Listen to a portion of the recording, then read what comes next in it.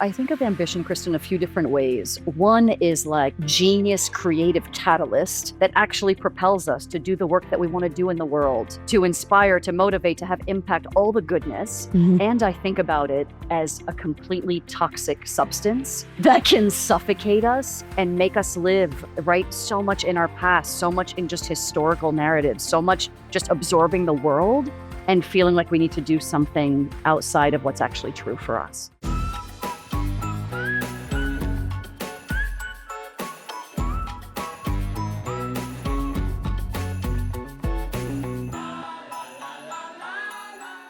Hey, everybody. Welcome to the drive home. My name is Kristen Kavanaugh, and I am so excited to be here today.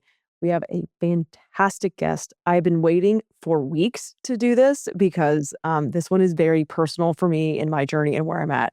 And so I'm glad to welcome Valia Glytsis. She's the author of Unraveling Ambition and the founder of the Paradox of Leadership.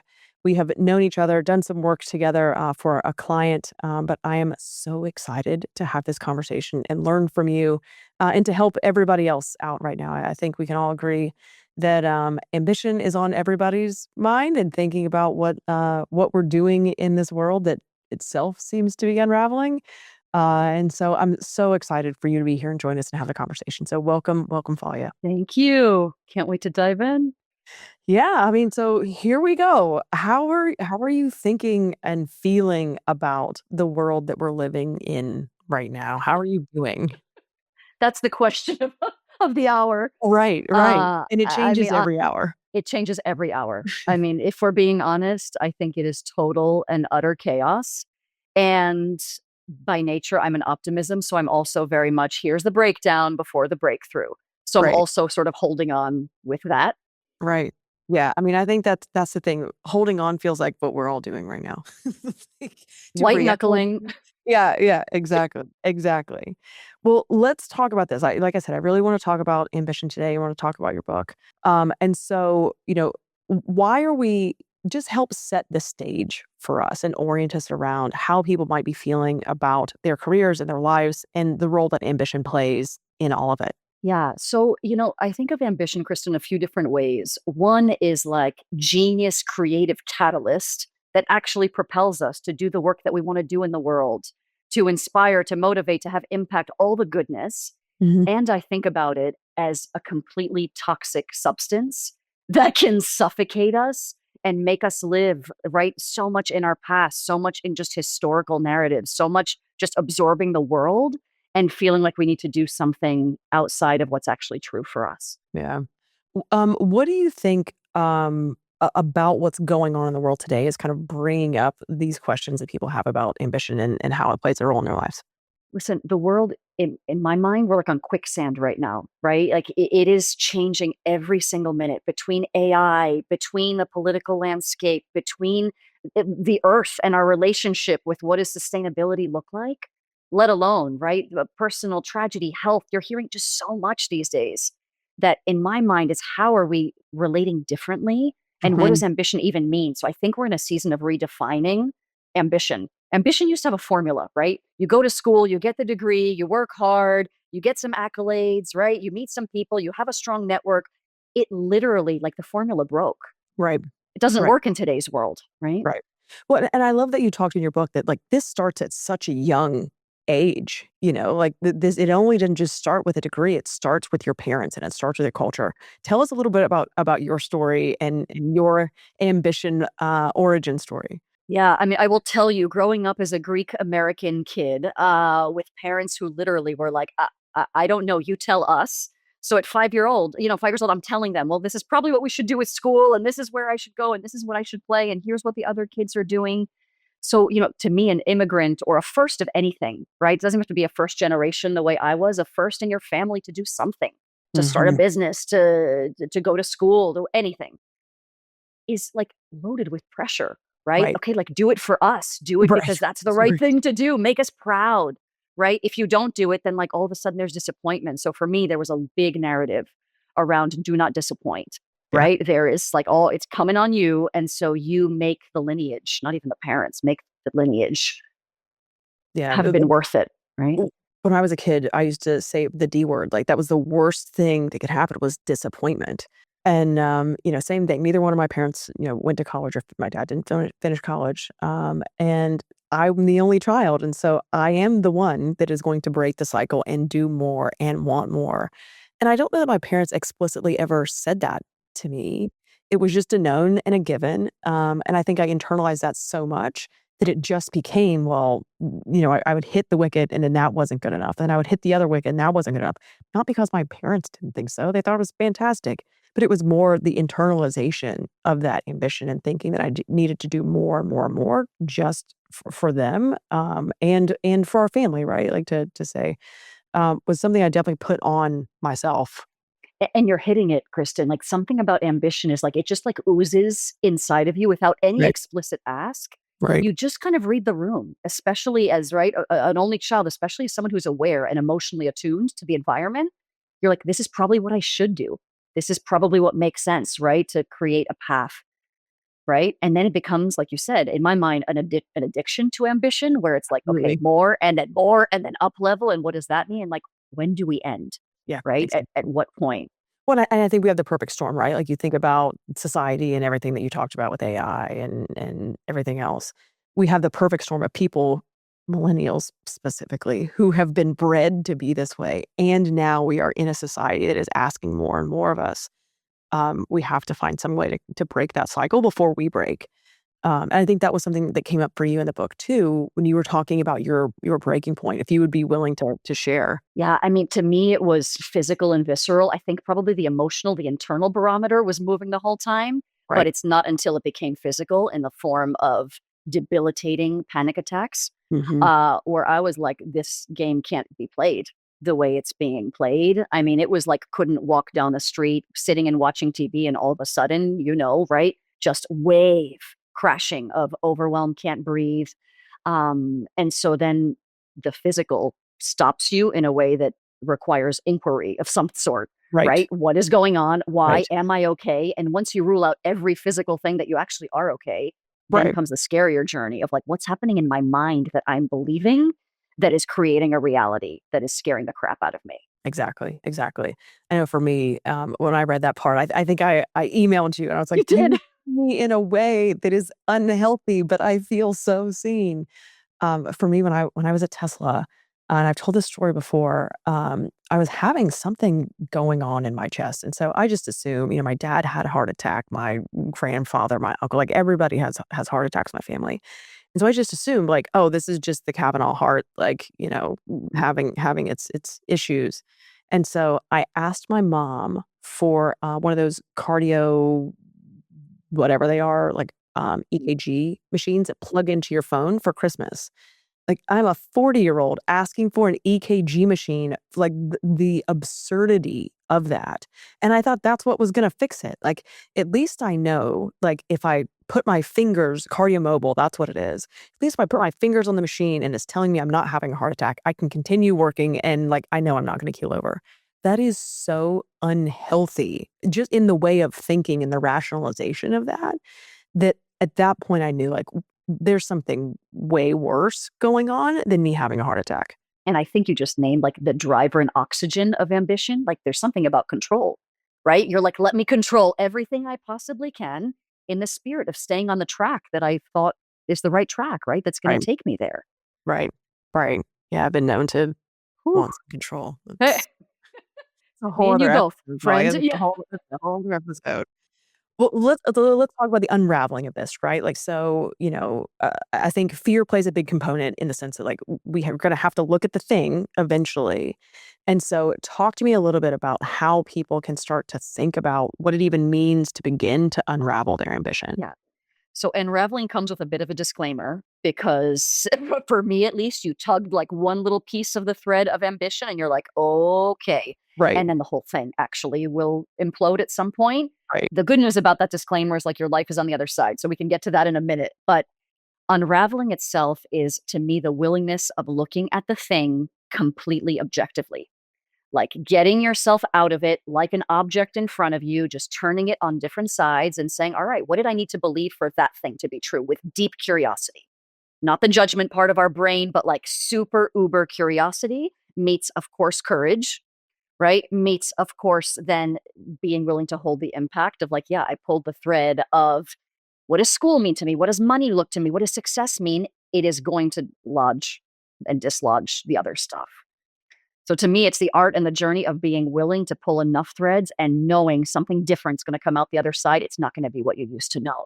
And how do you know when it's time to do that? I think that's the thing too. Like, again, I go back to being millennials. Like, we were bred to do this and just keep going until we keel over.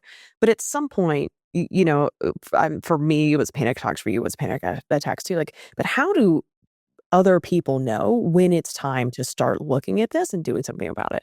Yeah. And how do they know sooner than we did? Like, Right. that's what I love. That's Yeah. underneath your question. Yeah. Like, save yourselves. To me, it starts either in the throat, the heart, or the gut. Something feels like, I could keep doing this, but there's something more. So something about the more question, I think, roots in people, and more Mhm. could mean different, more could mean actually less. It's just there's something that is not about this circumstance not really working. I would then urge, like, that is when you begin the inquiry. You just start asking the questions, you pull out your journal, you start thinking back, you start perhaps meditating, you start connecting with your breath, you start walking in nature. Like, there's something about grounding yourself ASAP when you start wondering, like, is there something more or different out there for me? Go with that question, because otherwise the question's going to find you the way it found Right. the two of us. Right. Right. Oh, that's interesting. And so maybe that's the cue, right? So when you find yourself asking, like, is there more for me? The answer is probably yes. And so you might as well just start the journey to figure out what that Yes. means. And be the author of the journey, versus you and I at some point were the victims of the journey before we became the authors. Right. Right. Author it from the start asking the deeper questions, right? Start checking out, what do my values mean for today? Not what I grew up with, not what I inherited, but hey, what matters to me today? Does my calendar reflect what matters to me today? Or am I saying this is important, but I haven't given it 5 minutes of time in the past 3 months? Yeah. I mean Right? I'm an excuse person too, so I can find all the reasons to not do this. So I'm curious if you have any, thoughts about those inevitable roadblocks that are going to come up to uh, get in the way of courage, right? Because I Yeah. think you talk about this in the book too. It's like you have to have the courage to be able to do this work. And so, those fears that are going to tell you now is not the time, or we don't have, we'll do this after we do A, B, and C, or we can't stand to unravel our life at this point because it will have this impact on our kids, or we will, like, how do you help people deal with the roadblocks that get in the way of just starting the journey? In my mind, courage is in the micro moments. Eh, That is uh-huh. it. Like, courage sounds always big and mighty. And, I'm curious your perspective on this, Kristen. But for me, at least when it comes to an unraveling, it is like, did you take the 2 minutes while you were brushing your teeth instead of zoning out to ask, what's something I was really proud of today that I Right. accomplished? Yeah. Can you take the 5 minutes, right, on the drive or on the walk to say, 6 months from now, if I wanted something to be different, what's one thing I would change in my calendar? Right. I am all about courage in the micro to then just keep building, right, enough of a reserve to then have you pivot when the macro is needed. Yeah, we talk about that as 5% more. So how can you have 5% more courage in That's whatever it. it is that you're doing? And I think that's it. Like, how do you have the courage to face the question and listen to the question and then do something about it when it That's it. comes up? Um, so okay, courage in the small moments. That's what we Yeah. get to get started. Courage in the small moments, but also cue that the question is the answer. That Mm, sounds a little strange, but knowing that the question is in your brain is actually telling you no one else is seeing that question in that exact moment. There's something for you that is mirroring, saying, like, lean into the question rather than fear the question, I think is probably what is going to give, especially when we're talking about our Gen Z, like, love the inquiry. yes. Yes, that makes sense. Yeah. So we talk about we have a segment that we call Hmm. two things can be true. And so I feel like that's perfect for this topic because we're not saying that ambition is inherently bad. It's good. But we're also not saying that you have to ambition until you keel over. So can you talk us through both sides of this issue of how yes, we can want to be ambitious and we can want things for our career and want things for our Yeah. family and we can still be healthy and make sure that we're doing it in a productive and healthy way. Yeah, I mean, I'll just give you an example from my life, and I hope that mirrors for people, right? I still hold. I wrote an entire book about unraveling ambition. I've peeled this all apart, and at the end of the day, ambition stands. Where it looks different, right, is about you defining it and actually having it relevant to that source of your life. But Hmm. as I continue to hold my ambition, I am also in a season with two little kids, complete exhaustion, two Right. aging parents that live overseas, Right. not well. And the need for rest and self care is starting to become a non negotiable Right. because we can't go back to panic attainment. So, in my world, it's like, what are we creating? Meaningful impact in the world and a nap. So simple, right? Like a 10-minute power nap. So to me, there's something about how do you use the need that you know is an actual need and requirement and non negotiable to feed the thing that you want to be doing in the world, Yeah. right? So, how do I actually use nap with an intention to say, this will help me do this rather than feel the guilt, the shame, what so many of Yes. us feel when we actually take time for ourselves? That is an incredible way of looking at it. Because I think, again, like we were taught that you take naps. If you take nap, I will say this, I was taught.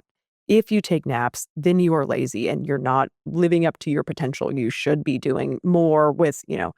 And so to flip that around and say, well, I'm actually taking a nap because that's the thing that's going to help me live up to my potential, I think is really, really powerful. Yeah, and if you need even more juice, like, connect it with the value, like, to unlock my fill in the blank creativity as a Mhm. value or to unlock my momentum. This nap is gonna help me rest my brain, right? So you can even go further and connect it to something that is so important to you to then unlock the thing that you're chasing, Right. right? I'm going to need a nap after this. Yeah, you and me both, right? And even that word chasing, as I say it out loud, right? There's something about ambition and speed that is part of the old formula. Okay. So I Mhm. would just share with people who are listening, like speed and pace and ambition and pace are two very different things, right? So can you unlock, oh, ambition needs to be fast. I need to get there faster. What you and I might be talking about now is no, no, no, you need to get there sustainably so that you are Yes. doing the marathon of impact across your Yes. life. Yes. So think about pace. And the beautiful thing about pace is it has range, Right. right? You actually get to choose moment by moment. Oh, napping is actually the pause button on the pace. So tomorrow I can go really hard, right? And then the day after, it's going to be about taking a walk because I need to actually get range of pace is something I would offer. That makes sense.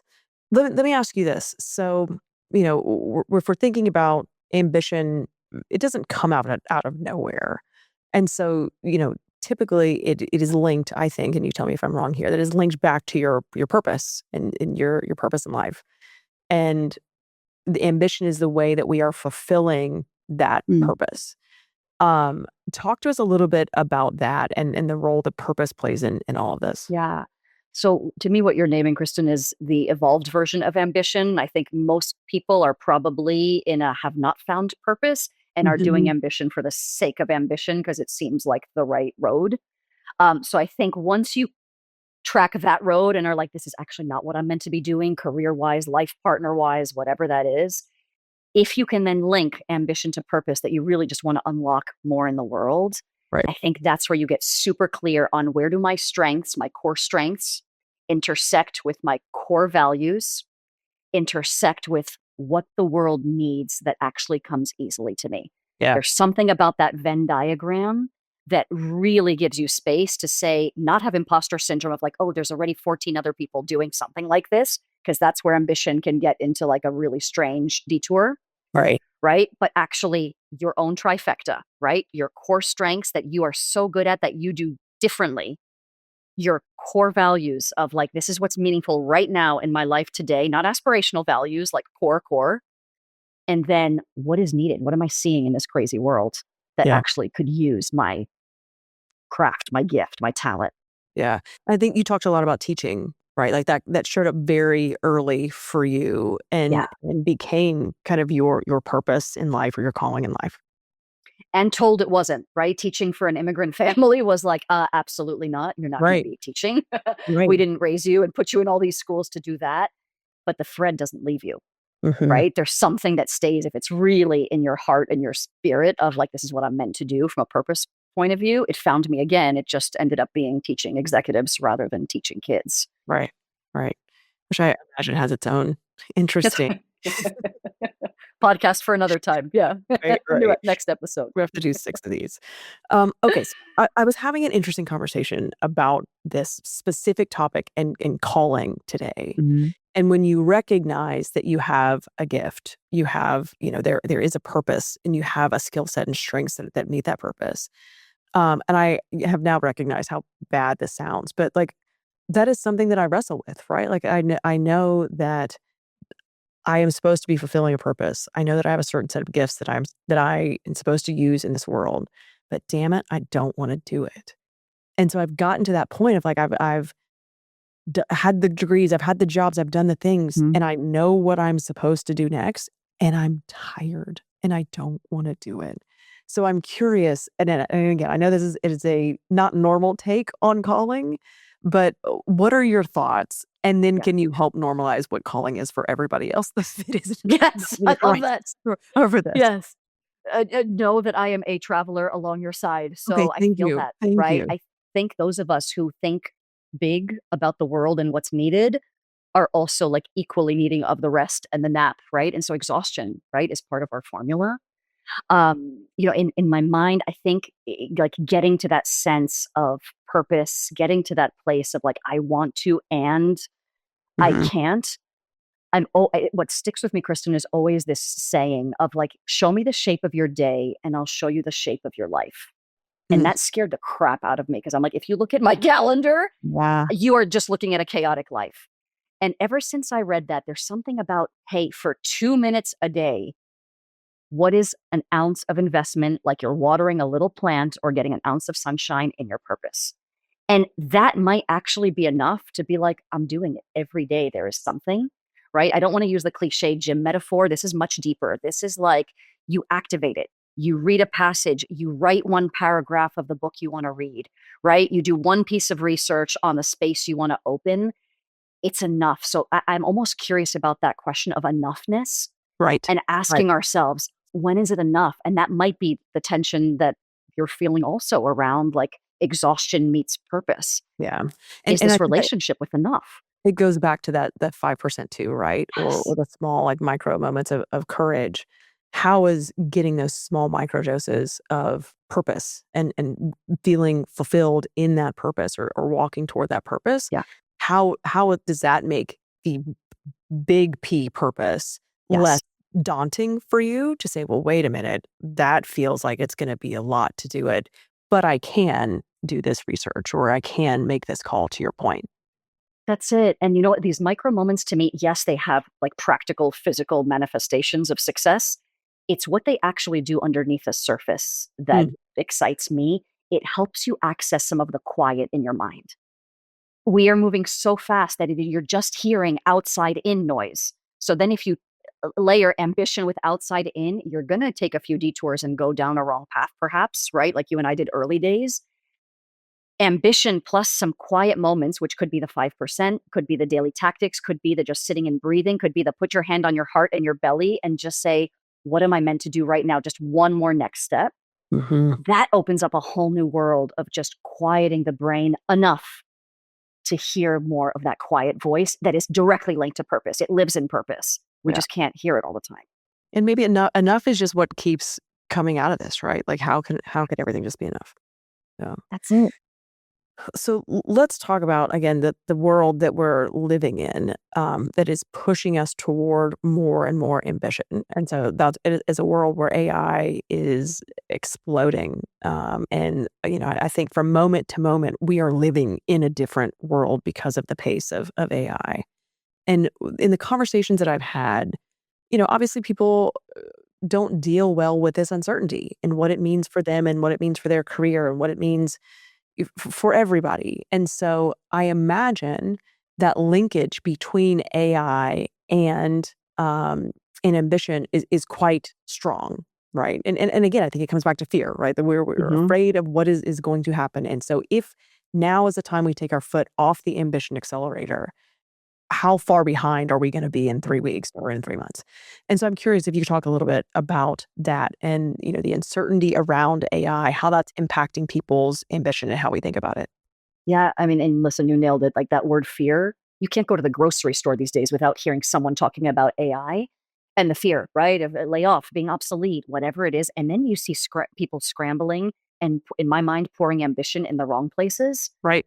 right? It's like now I need to land grab, or now I actually need to, be taking more space and actually putting other people down. Like there's some really shadow energy and actions that I've seen in our client base because of this. So my mind is go to where the light is. Like even when there's fear, right? You light a single match, it's going to light up the room some way. So go to what are the human skills Hmm.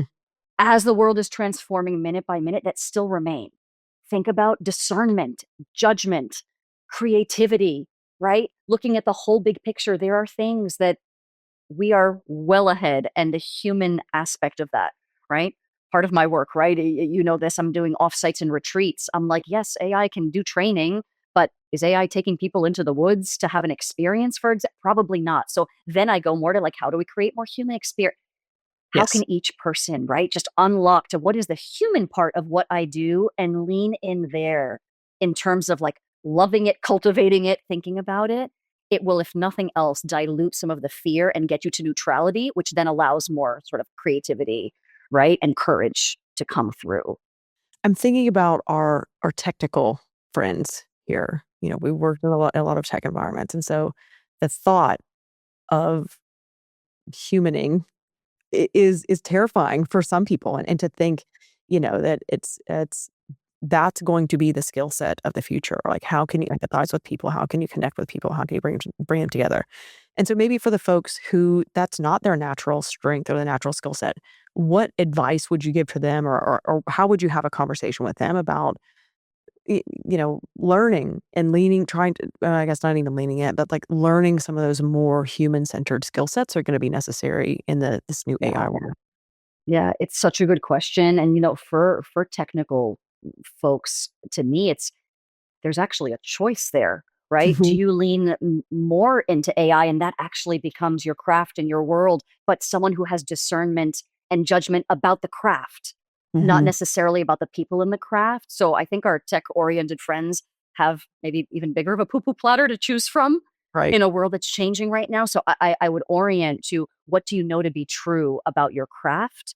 Do you Mhm. want to be part of the evolution of the craft from a technical perspective?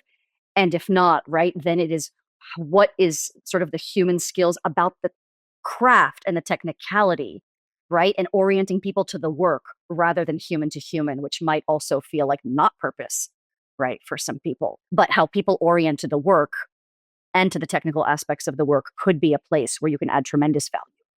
Yeah. Yeah. I mean, I think that's going to be it's going to be interesting to watch, and to Yes. see how people adapt. But I think, we've made it this far as the human race. Like, I think we're pretty adaptable. I think we're pretty resilient. And so, I think on the other side of this is hope for the future. And we just need to make sure that we are bringing everybody along with us, and not letting people get lost along the way. Um, so I had another question. This came up at a dinner that I was at a while ago. And we were talking about this very thing about how AI, is going to allow, the age of abundance, and it's going to allow people to be more creative and allow people to find their purpose and be fulfilled. And so, sometimes I am the pessimist in these conversations. And so I said, That's great. Like, we are sitting at a multi-million dollar mansion having a dinner cooked by a private chef. Yeah, we're fine. Like, we can find the way to be able to do this.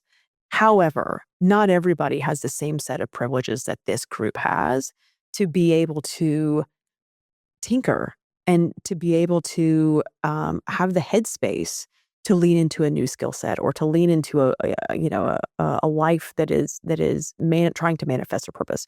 And so I'm curious what your thoughts are about that. Right, there's a huge chunk of the population that just can't turn to and decide that they're going to be painters. Like, people really have to live, and people have to pay bills, people have to raise kids. So I'm curious, like, how you think that plays in this conversation around AI and purpose. It feels so real to me. And I'm so just glad that you named that, because let's be honest, right? Like there's disparity. This is not any different. And in my mind, the question underneath is just, what is our relationship to change? Mhm. Like, can we actually then go in and figure out, what does courage look like for me right now? What is my relationship to change, without needing to go and become the painter, but just getting really clear of what am I willing, what am I not, very practically, right? Dollars and cents wise, what is feasible within, while, like you said before, it's changing minute by minute.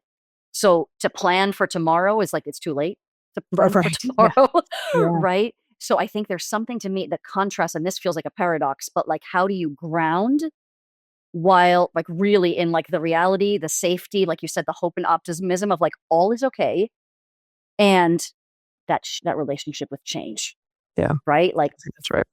I think that's how do we right. ride it, right? I also, you were talking before and it hit me, Kristen, like, how do you name this stuff out loud the way we are, to normalize it, to talk Right. in community, to realize you are not alone? We have like COVID hangover where even this AI stuff, it's like in isolation.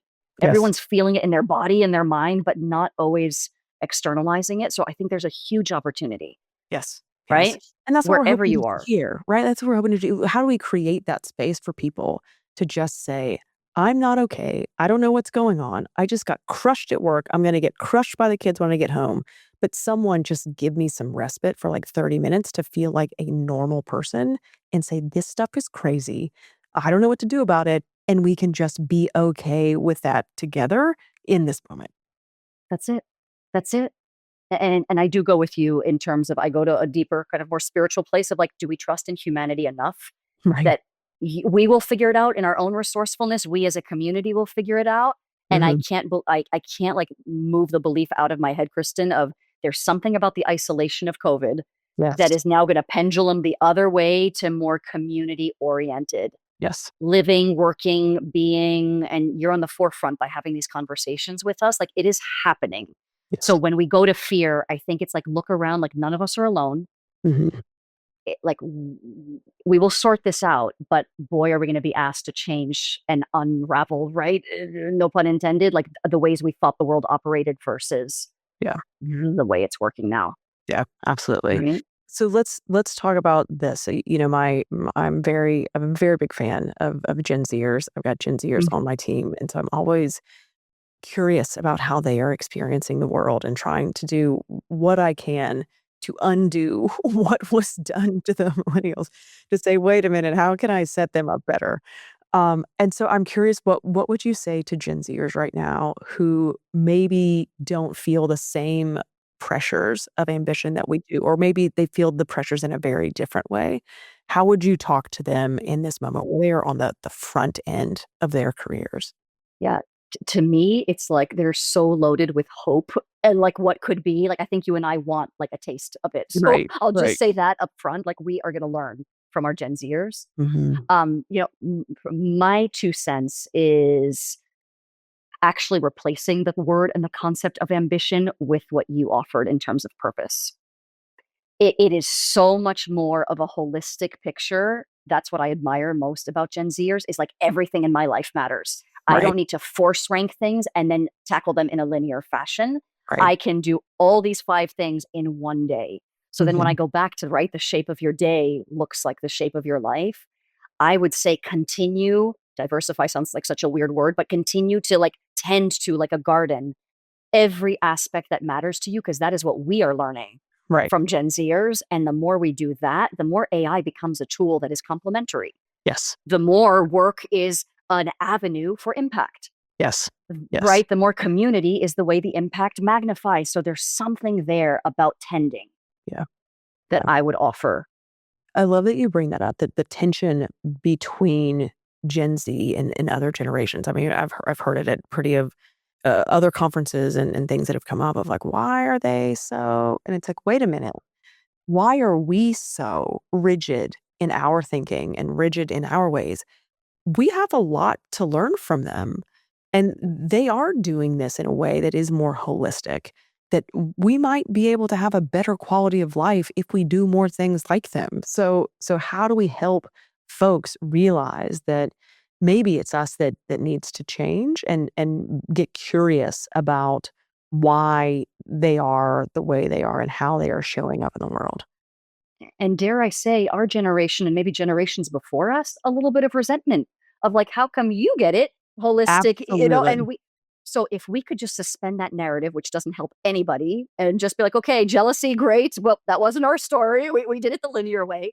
Right. And then look at more of this, like just circular, dimensional, right, multifaceted way of living. That's where we're going. Right. They're just cued in earlier than we were, right? So how do we learn? How do we really get curious and not judgmental? Right. But I think something that's helped me is like we're doing this, right? Like we're the ones teaching them. We're learning from our lessons. And so we can't be upset that we've taught them to do something differently that this is our fault in a good way. And so I think that's what I always keep going back to is like, okay, it's hard sometimes, but in the long term, this is going to be a so much better outcome, than some of the things that we had to deal with and some of the toxicity in workplaces that we had to deal with because these kids know that they're not going to put up with that stuff anymore. And we know that there's more choice now than there ever was for me and you. So while choice can be an overwhelming thing, like how do we embrace and then help and teach how to make choices that are conscious, that are intentional, that feel good, that are aligned? Right. That opens up a whole nother world of community. Right. Right. Absolutely. I always love to leave these with just some practical advice. Like, so what? We've been talking about this for 30 minutes. What can people do today that might help them with this relationship that they have with ambition and with purpose?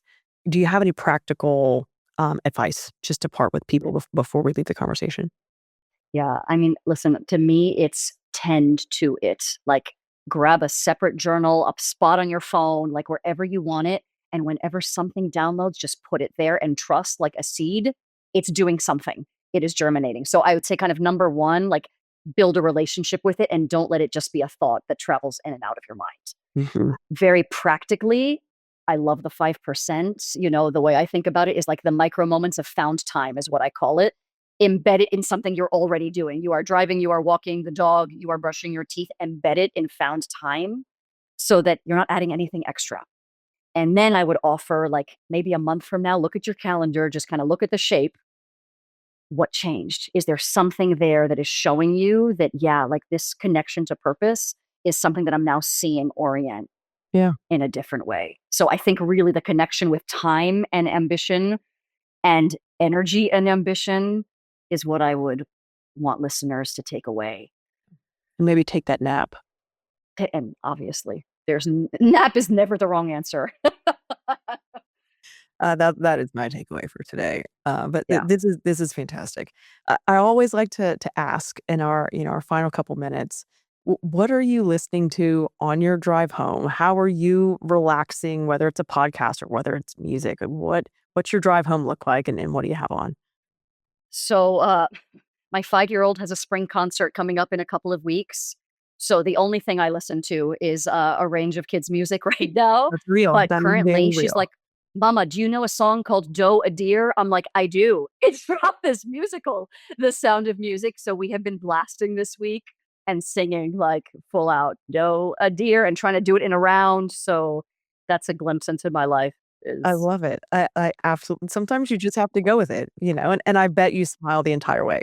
the Yeah. entire way, and then push it like, let's listen to it again. There you So go. Do it yeah, again. I love yeah. it. I love it. And I've loved this conversation. It has been incredible. I adore you. I think your work is amazing. I think we need to hear more from you to help people Thank get you. through this time. And so I'm so grateful that you said yes and so quickly so we could get the information out. Can you tell us how more people can find you and connect with you so that we can get more people in your sphere too? Sure, it's my joy and thank you. So always an invitation to read the book Unraveling Ambition. And then my work, The Paradox of Leadership, is all about executive and executive teams who want to be having some of these conversations. Where does business meet spirituality, meet ambition, and doing the work of unraveling? So Amazing. Well, yeah, everybody make sure you go out, find Valia. She's incredible. The conversation has been amazing. So thank you so much. I hope you've enjoyed this drive home. I know I have, and I look forward to our next conversation. So thanks, Valia, and thank you all for listening.